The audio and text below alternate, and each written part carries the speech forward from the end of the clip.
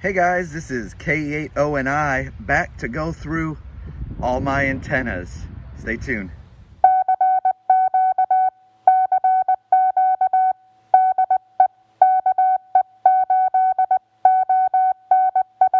All right, so I know many of you are jumping into POTA and you have all been asking the same kind of question.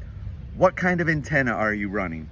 And so I want to pull you to the back of the Jeep, pull out all my antennas that I use each and every time I go out to activate, talk about the benefits, talk about the disadvantages, when I would use one, when I would use another, and how I built them all, because every single one of them is a home brew. So let's get started. All right, so I changed my mind. I'm not going to be out by my Jeep. Instead, too much road traffic. So I'm in the garage, at the workbench here. I'm going to start off with my vertical. This is a BNC vertical. Got the plans from Whiskey Zero Bravo November Charlie. He gave me the plans to this. He's on Facebook. He's in our Facebook group for POTA. You can find him there. He also has a website. I will link the website in the description below, and you can go and get the plans for this. It is a PVC pipe with wire wrapped around it, end caps, a coupling nut here, SO239 here, and I add a 10-foot whip to it. So everything else put together, I set this on a tripod and then put counterpoise. I have 12 counterpoise that I add to this. Each counterpoise is 16 feet long. So that's what I run. This gets me on, and as you can see, I've got it marked. 80 meters is down here, 60 meters, 40 meters, 20 meters up here. And then to get on 17 meters, I just connected all the way up here to the top. The banana clip here, I connected all the way up to the top, and that puts me resonant right on 17 meters. So that's my vertical. And I use this when I want to do a bunch of various bands like 60 meters, 80 meters. This is the only thing I've got that'll run 60 and 80 meters on. So to get those lower bands, I use my vertical. I also use this whenever I don't have trees to throw wire up into, because all it takes is that tripod and I'm good to go. My next antenna is end-fed half wave, and this is probably my favorite antenna. Let me just start off by giving you the specifics here. This is 14 gauge wire, 65 feet of it that I've attached to just a random piece of plastic that I have in my garage, that I found in the garage. And this is what the plastic looks like. I had a couple of these sheets. I'm not sure what they're for. Hopefully they weren't something that my wife wanted, but I cut it up. Cut up two of them. Well, cut up one of them and glued it together to give it a little extra strength. I put a piece of paracord through it that I then hook onto the end of a painter's pole to get up in the air. And then the other end I will run up into a tree. So that's how I set that up. The unun is a little unique.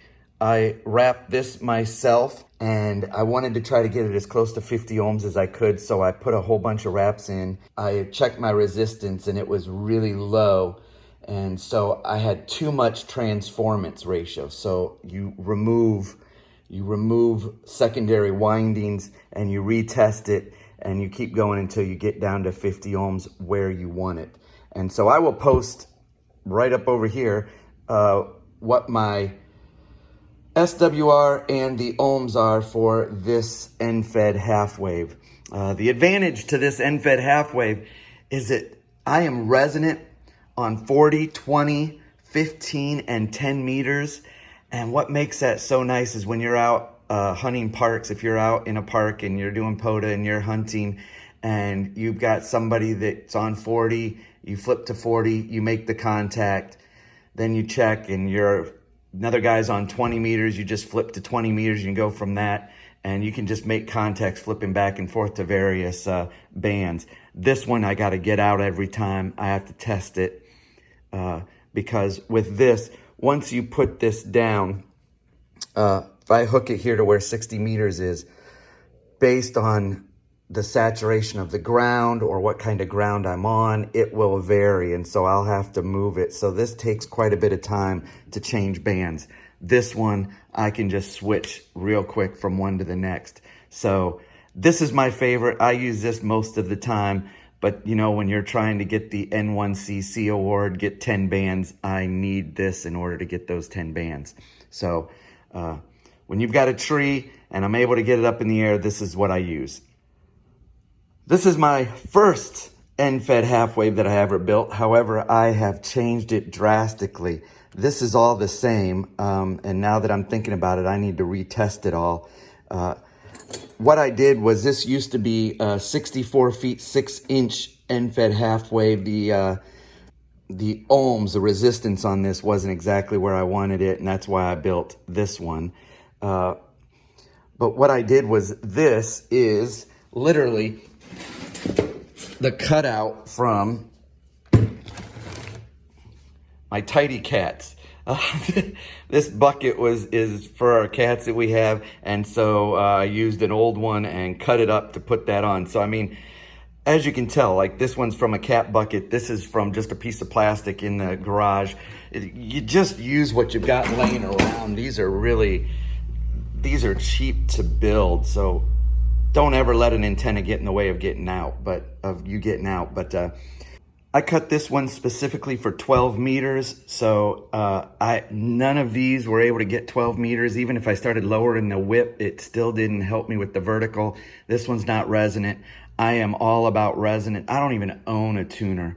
Even my antennas here at home are all resonant, so no tuner here.